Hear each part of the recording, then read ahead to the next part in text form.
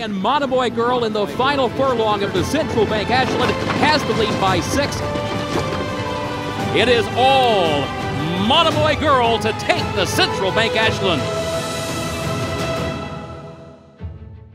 Hi everybody, Dan Illman, Matt Bernier. Saturday's DRF Bets Race of the Day is the Grade 1 $1 million Arkansas Derby, a very important Kentucky Derby prep. Let's take a look at this field. Our coverage is presented by Gainesway Farm. It's an exciting time of year for Gainesway Farm. Not only do they stand Arkansas Derby and Dual Classic winner Fleet Alex for an $8,500 stud fee, but Gainesway is the home of Breeders' Cup Dirt Mile winner Tapizar, sire of the exciting Kentucky Oaks prospect Monomoy Girl, the recent impressive winner of the Grade 1 Ashland Stakes at Keeneland. Tapizar stands for a $12,500 stud fee at Gainesway. Remember, folks, you can access free Formulator past performances for the DRF Bets Race of the Day at the Race of the Day event page on DRF.com. Download them, handicap along with us. We'll take this field in post position order. Matt, the number 1 is Beautiful Shot, trained by Keith DeZormo. Keith DeZormo knows a thing or two about winning prep races at Oaklawn Park.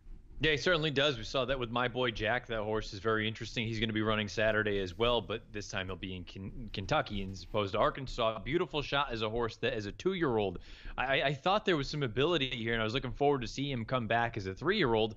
The Gotham, I don't entirely want to hold against him because it wasn't the cleanest of trips, but at the same time, I never really felt like he was doing any running. The fact that DeSormo has him here, it's a confident move, but I have a hard time buying him on Saturday. The Gotham was a tough start to make his seasonal debut. We caught Enticed. We all saw him come back and run a good second in the Wood with a 98 Beyer speed figure. I'm a little bit concerned about this distance, but I do trust DeZormo, and we have a limited positive formulator fact for this barn. Over the past 3 years, with 3-year-olds going second off the layoff in graded stakes dirt routes, 22%, a $2.81 ROI. He's a big price. I think he's going to show a little bit more tactical speed from his inside post position. The number 2 is Machismo. They're wheeling him back in a week after the Bluegrass. You gave him an outside chance in the Bluegrass. What happened?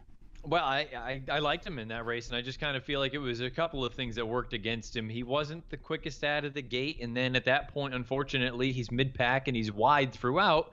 Made a little bit of a move down the backside and then flattened out badly. It would be one thing if this was the plan all along, to run him in the Arkansas Derby. And I have to be honest, I think this field is a little bit better, not by leaps and bounds, but I think this is a little bit better field than what ran last Saturday at Keeneland.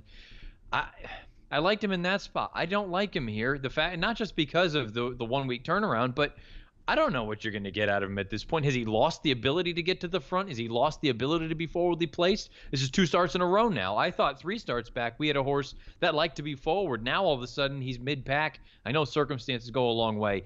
I don't like him here. And we'll throw up the Timeform US Pace Projector because when we discussed this race in the post-position draw recap video, also presented by Gainesway, we thought Machismo, he'd be aggressively ridden out of there, show that sprint speed he showed 3 starts back. Here they've got him sitting 3rd or 4th down towards the inside with Magnum Moon out on the lead. The great thing about the Pace Projector is it's handicapable. I'm not sure that red bar is going to be right. I'm not sure they'll be blazing early.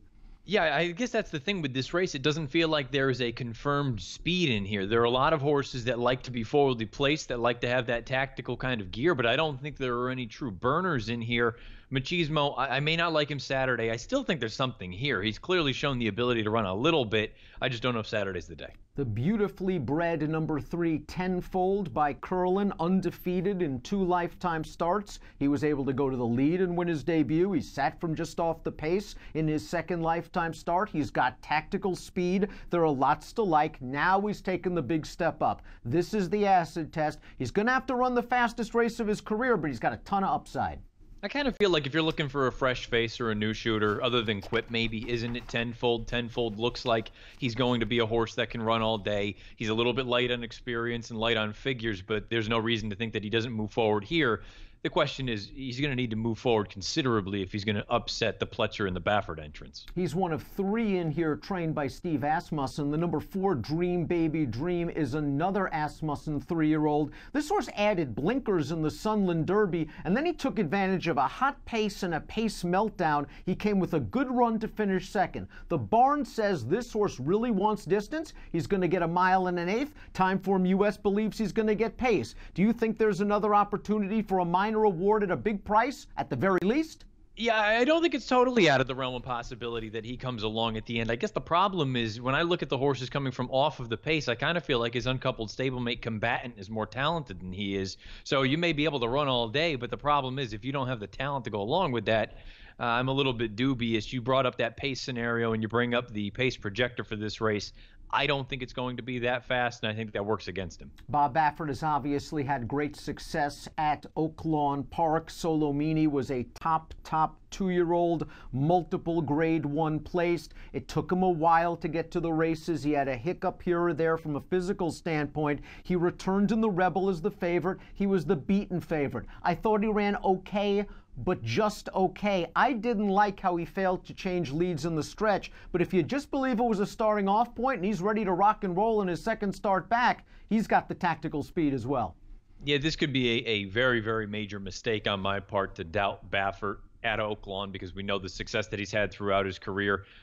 The Rebel, I agree with you. It was just okay. I didn't think it was anything spectacular. I didn't think it was a disaster like some people made it out to be. The lead change was a concern, but the lead change has always been a little bit of a problem with this horse, and maybe I'm going too far into it. I am no expert as far as workouts and clocking reports and all that kind of stuff are concerned, but watching his most recent work, it left a lot to be desired as far as I'm concerned, and to see and think about him turning the tables on a Magnum Moon as well as some of the fresh faces in here, I'm just going to take a stand against Solomini. It's probably a foolish move, Baffert at Oaklawn, but I don't like him in here. Fellow Keeneland grad, the number 6 Magnum Moon, that's your 8-5 morning line favorite for Todd Pletcher, undefeated in 3 lifetime starts, won the prep for the Arkansas Derby, the Grade 2 Rebel. Listen, this horse has great tactical speed. He's popped some big Beyer speed figures. Everyone is talking about Justify as the one perhaps to break the Apollo curse. Remember, Magnum Moon didn't run as a 2-year-old either. It's pretty remarkable what he's been able to accomplish from only 3 lifetime starts. Assess his Rebel. I tell you what, I think it was awesome. I liked everything about it. He's professional. He has the ability to go. We saw that in the career debut. That Tampa Bay race in the second start, that was nothing more than just kind of getting his feet wet, I think. That Rebel I thought was perfect, and that's the kind of running style I think that ultimately can prevail in a race like the Kentucky Derby. Should he go there and should he get there? He's got the points already, and I think it's kind of one of those instances. He drifted a little bit down the lane, but I think it was more a matter of he kind of thought the job was done and there was no one within shouting distance of him.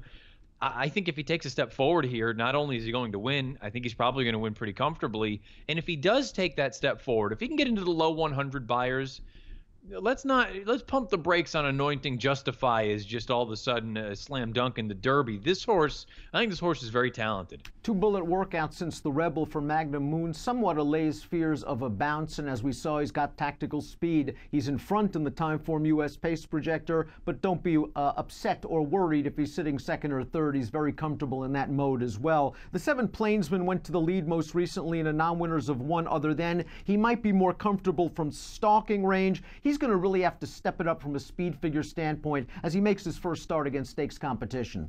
Yeah, right now it just doesn't look like he's a likely candidate to win this race and, for that matter, even hit the board. Really the key to this race, I think, if you're looking at it from a handicapping standpoint, is what you think of the Rebel. If you didn't think the Rebel was very strong, you're going to look for an alternative, and the logical alternative is the Tampa Bay Derby winner, the number 8 Quip. We know the Tampa Bay Derby has come back strong. Vino Rosso finished 4th. He came back to win the Wood with a 98 Beyer speed figure. Flame Away ran 2nd in the Tampa Bay Derby. He came back to run 2nd in the Bluegrass last Saturday. Quip looked really good in his seasonal debut. You can look at it one or two ways. Listen, this is a lightly raced, upwardly mobile horse, or you can look at the Tampa Bay Derby and say he just got a perfect trip sitting second off a distance challenge stretch out sprinter, and he just saw out the distance better than the rest off a slow pace. Yeah, it's one of those things. I kind of feel like it's a little bit of both. I feel like he had everything go his way in the Tampa Bay Derby, sitting off of that slow pace, and he just took over from a nice horse in Flame Away. But he may be a little bit challenged as far as being able to get over the hump against the best of the best at these longer distances. At the same time, there is clearly some ability here. This horse, you can't just all of a sudden show up and beat the horses that have come back to do what they've done just getting lucky. I think this horse actually has some legitimate ability. The question now becomes, the trip I don't think it's going to be as candy as it was in Oldsmar. I think he's gonna have to work a little bit harder to obtain that position, but at the same time, I'm not suggesting that he can't do that. I think he's an X factor in this race. He is the logical alternative if you didn't like the form of the Rebel. But going forward, I'm curious, because if he can all of a sudden adapt to a faster pace and still pull that similar trip, boy, you've got a really interesting prospect for the Derby. Completing the field is Combatant, rock solid, second in the Springboard Mile, second in the Smarty Jones, second in the Southwest, third in the Rebel. You got to think that one of these days Combatant's going to have a race with his name on it. I'm just not sure it's going to be at 1 1/8 miles. Are you in agreement with me that maybe this extra distance works against Combatant just a little bit? Yeah, 100%. I think he feels more and more like a one-turn type of horse to me. He reminds me a bit of Untrapped, the horse that Asmussen also has. I feel like these sort of mile and an 16th, that's probably what I think he's best at. But now as we continue on, and that's just kind of the nature of the beast with these 3-year-olds this time of year, the distances get longer. I don't think that helps him.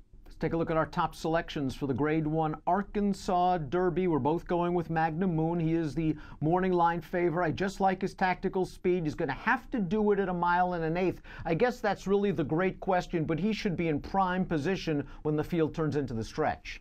Yeah, I don't think the trip is going to be the excuse in here. If he's not good enough, then he's not good enough. I think he should work out something similar to what he had in the Rebel, and if that's the case, they're all going to have to really step their game up. I guess my big opinion of the race, again, we'll find out if it's a foolish mistake, I'm going to be against Solimini. Give me numbers.